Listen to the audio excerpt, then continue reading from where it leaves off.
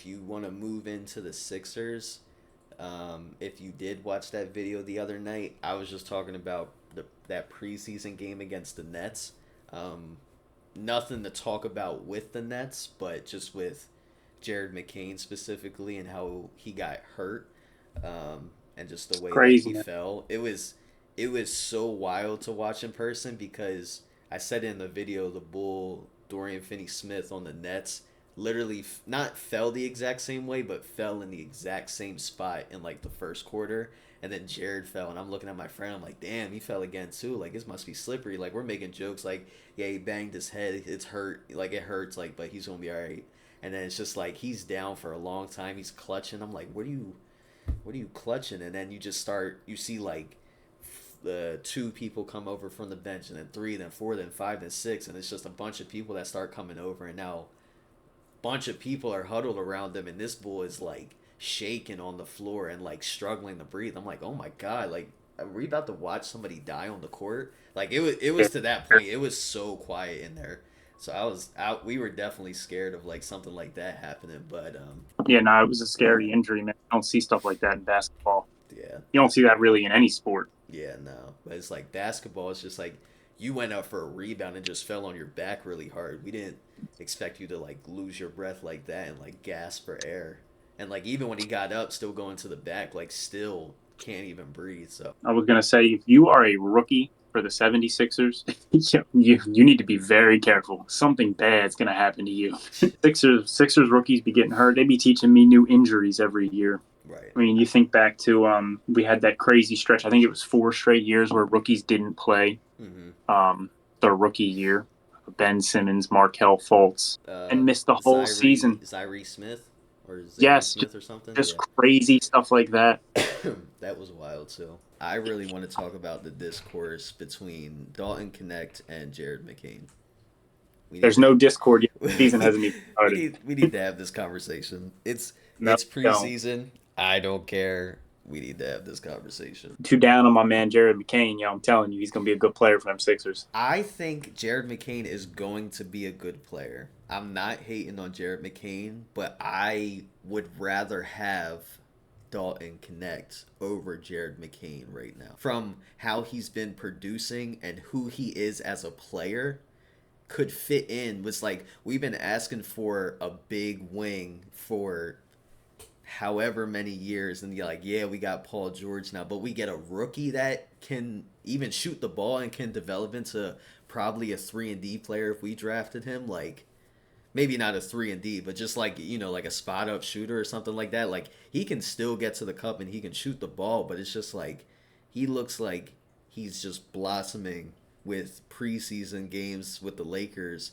and I'm really excited to see how JJ Redick's gonna orchestrate him into the lineup and how he's going to sprinkle him around into the, like to the bench rotation and stuff like that. But I just don't understand why we did that, and I really hope that Jared McCain can show us that he's a better player than him and more productive than him at the end of the season with statistics wise. I don't even care about like the repertoire of who's on what team and how you fit in with this. It's like I'm going off straight stats. I don't care how you fit in because I need to know that if you were a better player, regardless of where you were, then we should have got you. Because we could have, even if you scored 19 points with the Lakers coming off the bench, like obviously that's crazy, but like you scored 12 points coming off the bench for the Lakers, and then Jared McCain for his first rookie season, even if he does play a little bit with the Blue Coats, averages like 7, 8 points. It's like there's all the evidence you need. I don't even care if he blossoms 3, 4 years later because Dalton Connects gets a weird leg injury and is never the same again. It's still just the fact of like I'm just trying to wrap my head around why we did that in the first place. Yeah, I wanted Connect when the draft was going on. I watched him a lot in college. I watched them both a lot in college. I wasn't mad at the McCain pick, but I thought the Sixers were going to get Dalton. I still think McCain is going to be a good player, and from all the reports, everybody hypes up their rookies, but they said Jared McCain has looked great in training camp. The coaches love him. I'm not ready to just say Dalton's going to be the better player because of a couple preseason games. Don't get me wrong. Dalton looks like he's got a bag. Mm-hmm. But I also feel they're going into different situations. It wouldn't surprise me if Connect's numbers looked better Hmm. because I just feel like the Lakers are looking for more out of their rookie. And that's weird to say on a LeBron James, Anthony Davis team, but I feel like the Lakers are looking more out of their rookie than the Sixers are going to be looking for out of theirs. Yeah, no, The Sixers are pretty established with their three. We know who our three superstars are. We yeah, know we're going to get scoring from Oubre. Reggie Jackson's going to give you some scoring. Andre Drummond's going to give you your backup minutes at center. I don't think McCain's numbers even have a chance to be where Dalton's are because I think the Lakers are going to be asking a little bit more of yeah. Connect. Than, I definitely understand that. I was just thinking like having obviously we had the opportunity to do a lot of stuff within the draft, so it doesn't surprise me that the Sixers would do something dumb like that again. But at the same time, I'm just going off of the evidence that I see from Jared McCain. It's like I see all the reports talking about how good Jared McCain is in training camp. I don't see it in the preseason games, but I hear about it all in the training camp when they're playing against each other. So unless they're giving this guy the opportunity to get into the lane and finish layup his teammates say he's doing, or what, or if he's shooting the lights out in training camp, I don't see it in preseason.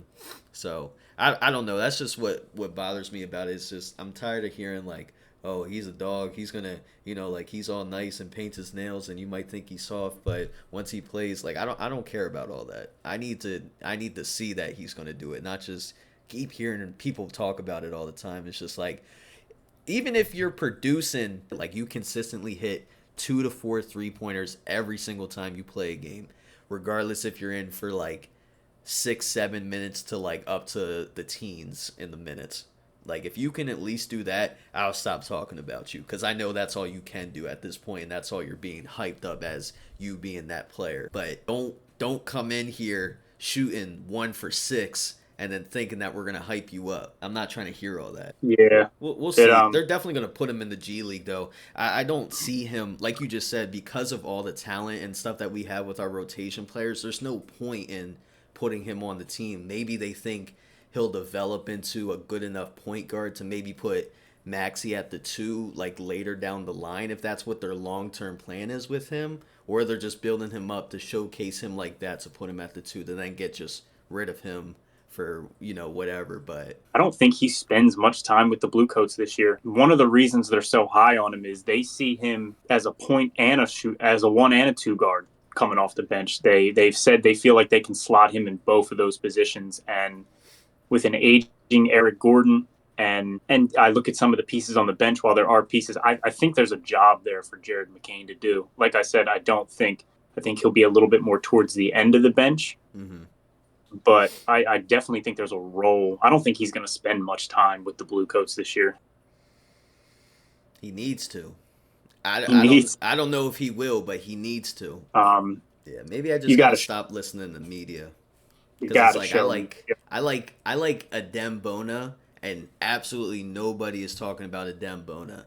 But when I go out there, I don't have any expectation of him to do anything. So when he gets a block and he gets a nice rim running dunk, or if he gets a nice steal and passes it up the floor for, Justin Edwards to come finish at the lane, or, stuff like that, it's like, okay, I can look at you. Yes, you shot 2 for 6 and you only finished with like, 6 points, but you produced. But then when I'm looking at Jared McCain, who's shooting, 3 for 8, it's like, all right, well, what are you doing out there then? So I don't Yeah. know. It's different. I just want people to stop talking about it if he's not going to show it. Or it's like at Mm-hmm. least back him up and just be like, you know what, maybe I was wrong, because then it just make me feel better about it. So then I can go into it thinking, you know what, I'm okay if Jared McCain scores 4 points in his first game. Yeah. I'm Yep. Because expecting them to score me 15 points from how much you're talking about it. Basically, that's what I'm saying. yeah, it comes from an expectation point. Like you said, you take a dude in the second round, he hits a three. You're jumping out your seat like, oh my god, because he's giving you anything. Right. Jared McCain hit the three. It's like, yeah, that's why we drafted you, bull. Like, Exactly. yeah, That's what hit I'm trying that to three. say. Go hit Yeah. another one. Yeah. No. 4 days. 4 days for the season to start, or for the Sixer season to start, so we can actually start critiquing. Also, I want to bring up that Dalton Connect and Jarrett McCann thing. You Yes. didn't say it, but the Sixers are such a significantly better team than the Lakers. Oh Not yeah, only do they, not only do the Lakers expect more, it's just like we're just a better team. So it's like, yo, McCann, you don't got to play lights out. We just, if it comes to playoff time, you can come off the bench and play quality minutes. Then right. Stand in that's the what corner we when need. Tyrese is driving and hit your threes when he kicks them out. That's Yes. what I was like That's what I more need. generalizing of like what my point was of like I get that. I'm just tired of the discourse around him saying that he's really good and then not showing me that he's really good. So I'm tired of Yeah. people saying, I don't, "Hey I man, don't know if there's a discourse like that. At least I haven't seen that much because like with Lakers No, fans not are between them delusional. two, with Sixers Okay. fans saying that Jared McCain has been looking really really good, but then showing that he's only scoring like 6 points, 7 points, 9 points, and not showing me anything else other than like hitting a couple of open threes when he's actually playing and being unable to score layups on dudes that are shorter than him." He can Gotta get. still look good and be a rookie still though. I ain't gonna lie. If the season starts and Jared McCain's game 1, 2, and 3 is 6 points, 7 points, and 9 points, he getting a Oh double yeah, thumbs up. and that's good, and that's good. Yeah, But he's a rookie. people need to stop talking about him. Stop telling me about him. I don't want to hear about it. He's supposed to do that. If you're telling me he's good, you're telling me that he's going to score 15 points a game and be beneficial for us. I don't care about that. Something Go else ahead. that's to it is just the lack of hype around the top guys in the draft this year. Can you name me the 1, 2, and 3 pick this year? Nope. Zachary, Alex Sarr, and Reed Shepard. Yeah, I couldn't remember 3. I remembered the first 2. I couldn't tell you who went third off the top of my head just then. But usually there's so much discourse on those top guys. People are searching that first round for some people to latch onto, man, because there's just not a lot of hype around them top guys. And they could be good players. They just don't have that normal, like, you remember the Zion Ja year, like, Right. everybody and their mother knew who 1, 2 was, and you couldn't tell me another dude in the draft because all we were talking about was Zion and Ja. Right. No, it was definitely one of the worst looking draft class in a while. But Oh, for now though. In yeah, a few for now. years we might think differently. That Nah. boy, y'all know about that boy from Rutgers this year? Learn his name because he will be a top 3 pick in the NBA draft next year. I saw him on highlights on IG. They were saying that he could challenge Cooper Flag for that number one spot. Yeah, like he's. Oh, I real? was watching. I was watching some of his stuff earlier because they're just their season's getting ready to kick off soon. They were doing scrimmages against each other, like in team scrimmages. Sorry, Ace. His name's Ace. Ace Bailey. Oh, Ace Bailey? Oh, yeah, that dude's a Yes. bucket. What? Yeah, I'm sorry. Yeah, nah. He Yeah. plays for Rutgers, right? Yeah. Ace Bailey Yeah, is nah. tough. I was watching some of his stuff today, man. Get familiar with his name. He's gonna be a player, man. Yeah. He already looks. He looks NBA ready. Mm-hmm. Yeah, Ace Bailey is tough.